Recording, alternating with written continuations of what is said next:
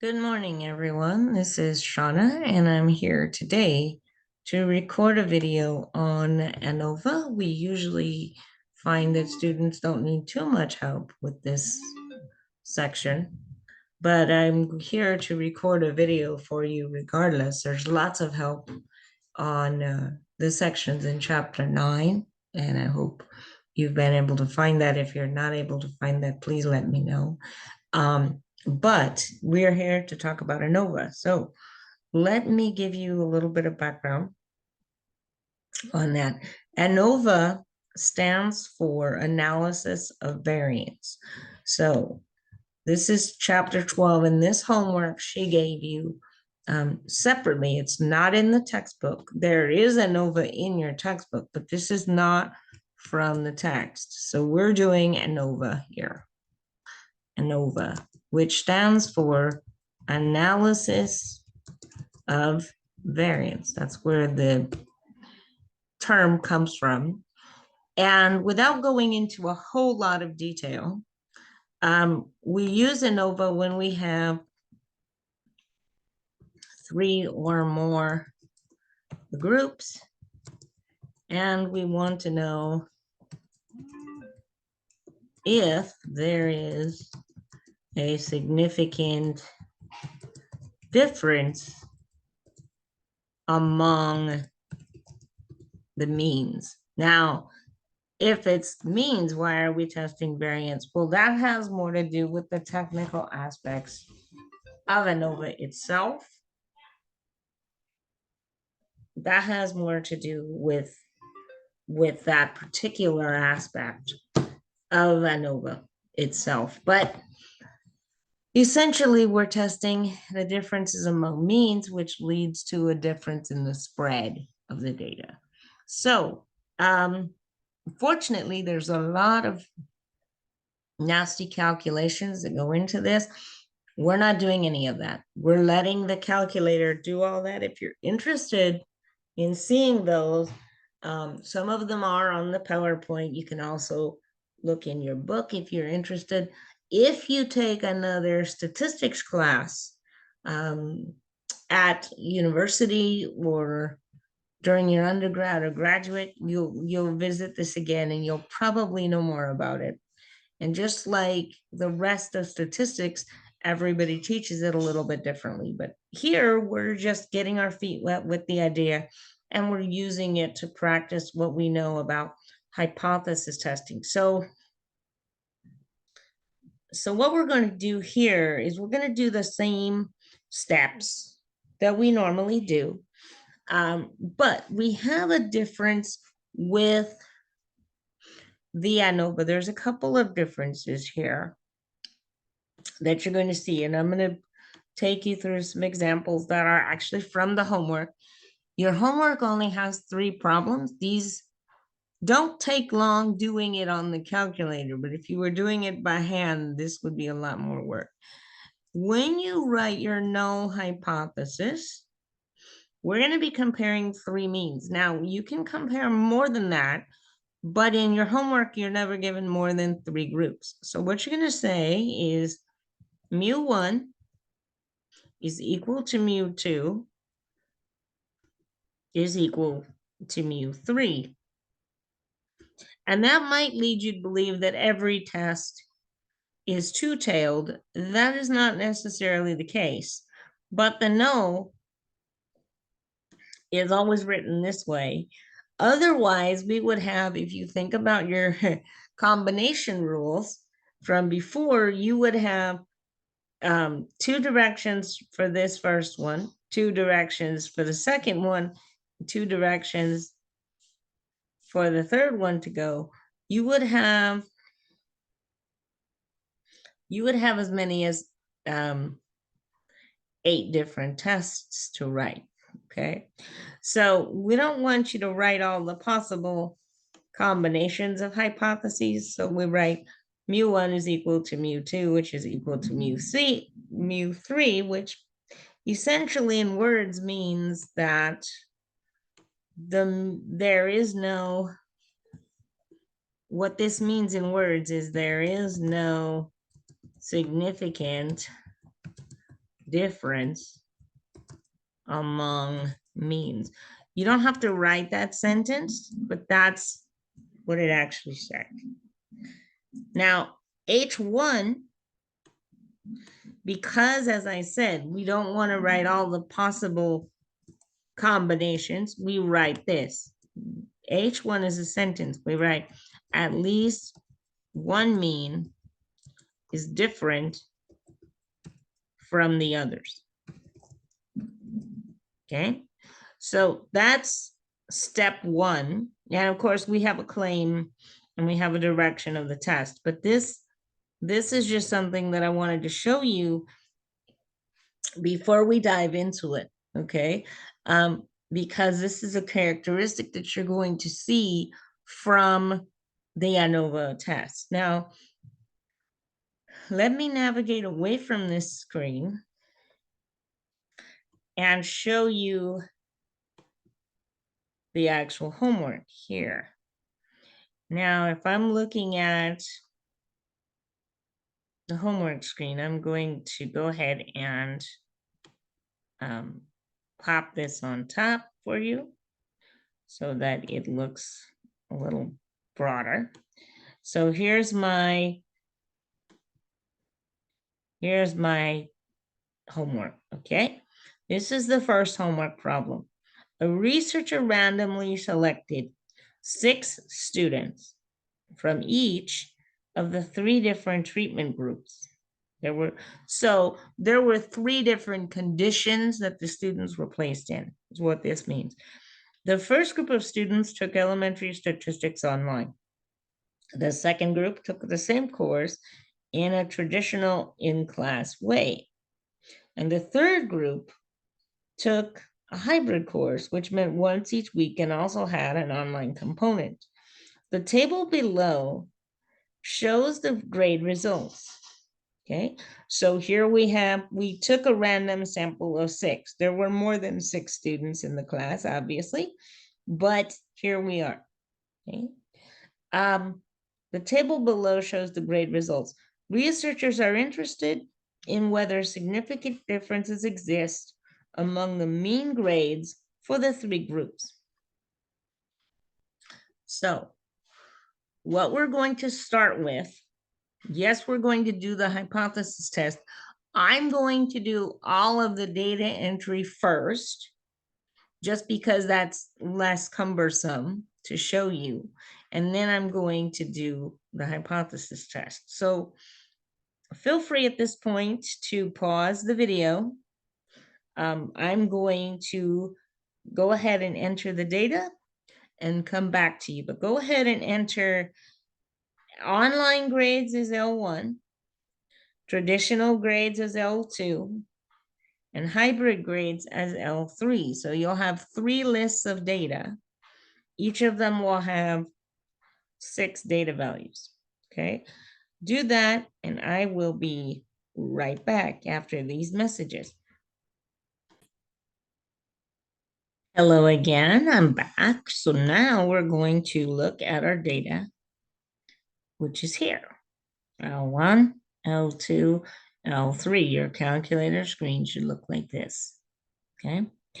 So now what I'm going to do is I'm going to show you how the hypothesis test proceeds. Now I'm going to share screen at this point. I'm going to switch screens.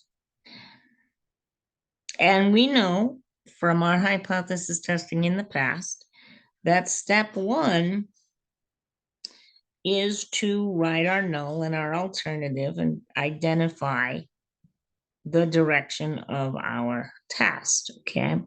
So researchers are interested in whether significant differences exist among the mean grades. Use alpha equals 0.05. So as you can see on the screen, HO, mu online, the subscripts are for the types of classes. So mu sub 0 is online grades, mu sub t is traditional, and mu sub h is hybrid. So HO mu 0 or mu O equals mu t equals mu h. You can do something similar for other groups, but here, that's what we're going to do first, okay? Now, so when we write this hypothesis test, the first thing we're going to do is we're going to say, I'm going to get the new whiteboard here. So this is our hypothesis test. And you know, we always box when we write. So we're going to do step 1. And we're going to say HO mu 0 or mu O, right?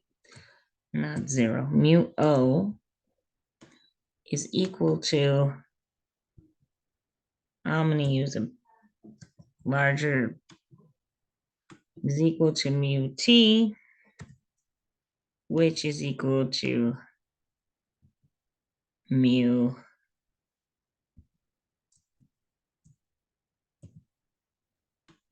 H. So all the means are the same.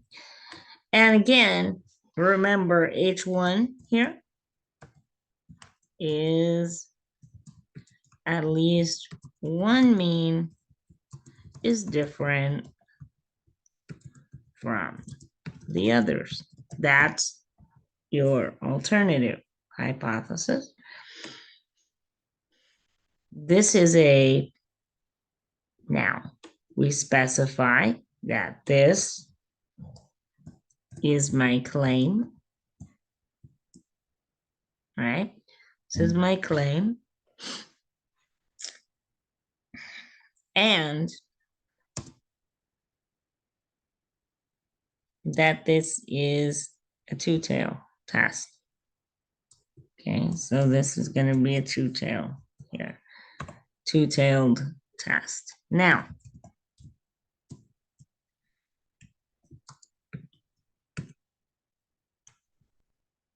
that's my step 1. Now, step 2, the calculator, this calculator procedure, she gives you on your ANOVA notes. She gives it to you on the slides.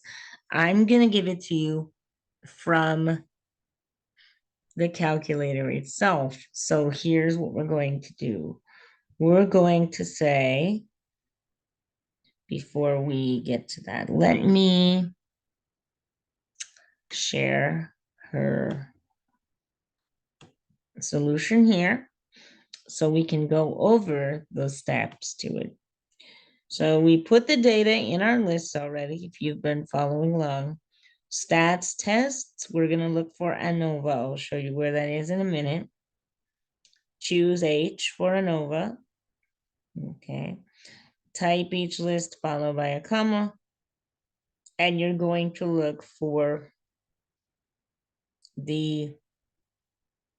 you're going to do the p-value method.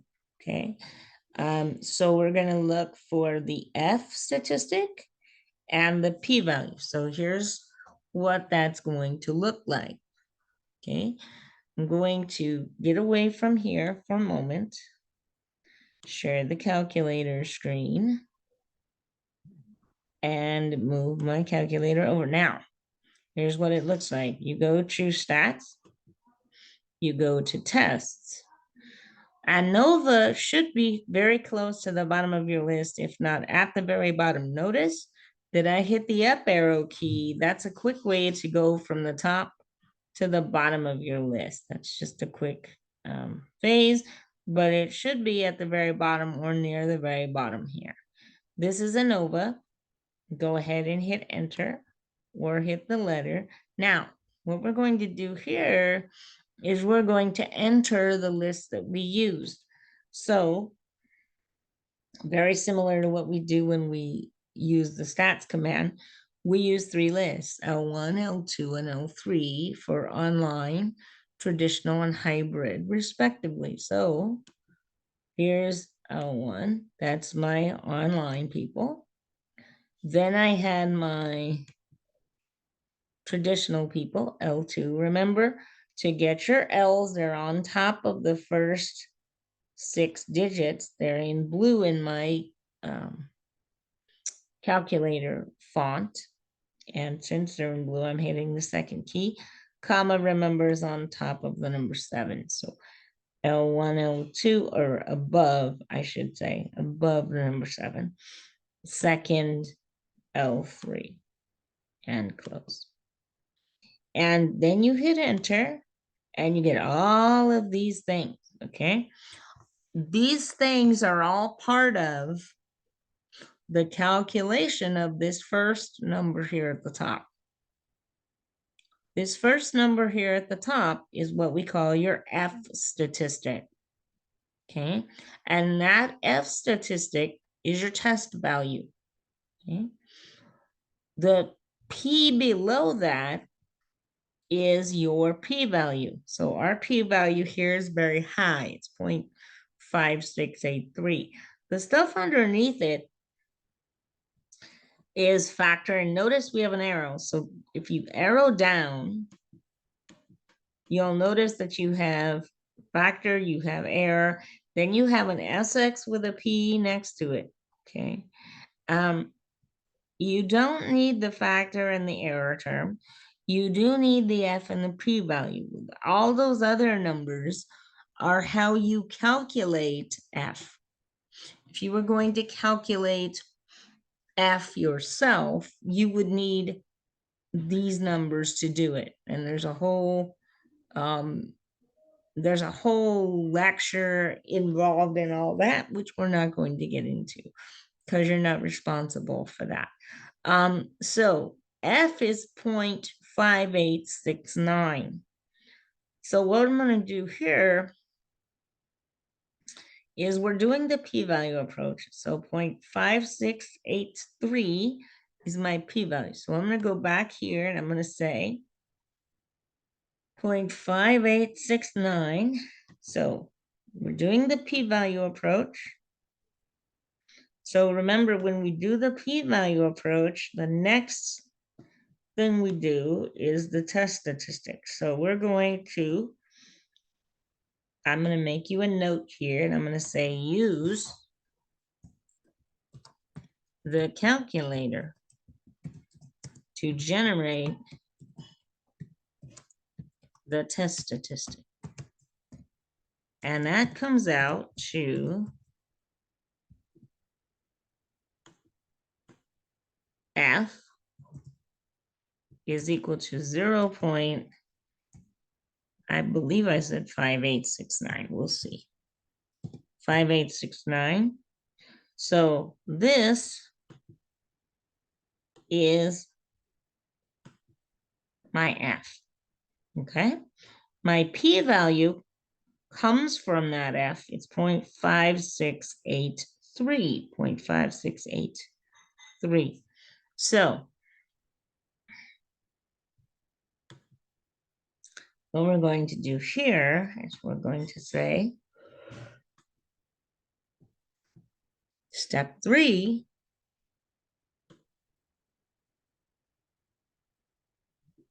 is my p-value. So here we have p-value is equal to 0.5683. Now, sometimes students ask me, do I have to double that? Because this is a two-tailed test, do I have to double what comes out of the calculator? Remember, the calculator's already done it for you. So don't double this p-value if it's two-tailed. The calculator's done it. This is a p-value here, 0.5683. Now, step 4, if you'll remember, is we make our decision, right?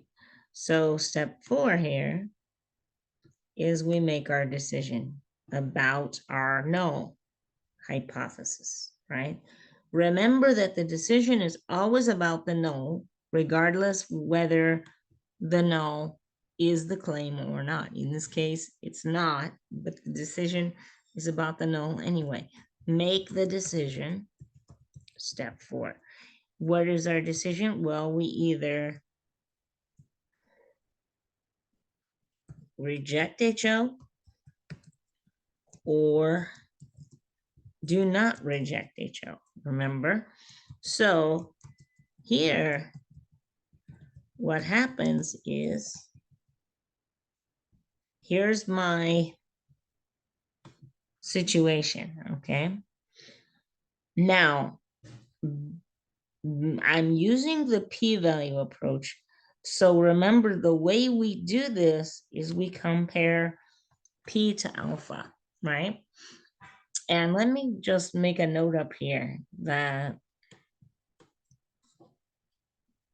alpha is equal to 0.05. Okay, so there's my alpha. We need that. So here I'm going to say that I have my p-value versus alpha, right? Now, my p-value is 0.5683, and my alpha is 0.05. Okay, this p-value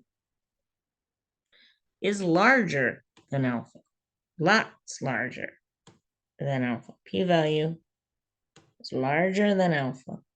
When p-value is larger than alpha, regardless of what kind of test we're doing, that suggests that our sample data is far away from what our null hypothesis suggested. So this is going to lead us to, it's close. It's close to what our null hypothesis suggested, because our p-value region is large. So it's close to our null. So we're not going to reject the null. If it's small, it suggests that it's far away. We're not going to reject the null hypothesis. And so step 5 is we're going to write our summary. Step 5 here. Step 5 is going to be make our decision. And again, our decision is, write our summary. Write the summary. Okay. So we base that on 2 information here. We know that our claim is H1. Claim is H1, and our decision was do not reject HO, right? Do not reject HO. So if you do not reject HO, then you know that what you write is there is not, because the decision contains is not, and there's not enough evidence to, now our claim is H1, so we have the word support the claim. There is not enough evidence to support the claim. And so this is what your hypothesis test for ANOVA looks like. As you can see, it's very short. It has all of the same components. It just doesn't have all of the calculations to it, okay? Because we're assuming that you're doing it with the calculator, but your hypothesis test looks like this. Let me show you. Come back to the ANOVA here and show you that. So we went over that. Here's our data. right? The decision is do not reject the null because the p-value is greater than alpha, right? And so there's not enough evidence to support the claim, which is what problem 1 actually does. I'm going to leave problem 2 and problem 3 for you to finish on your own.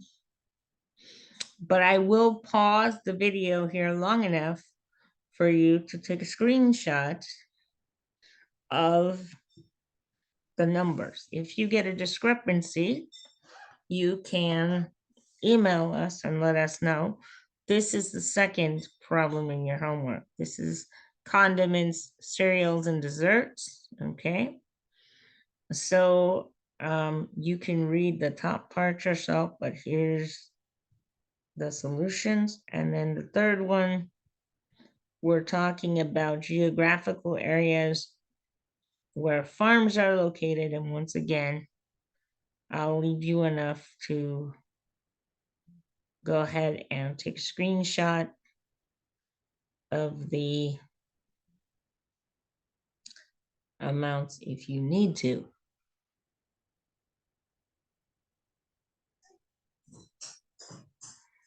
I hope that this helps you, and I will see you in our next session. For those of you for whom this is your last class, thank you for being here. And, maybe I'll see you down the road in another class sometime. Take care, and we'll see each other soon. Bye for now.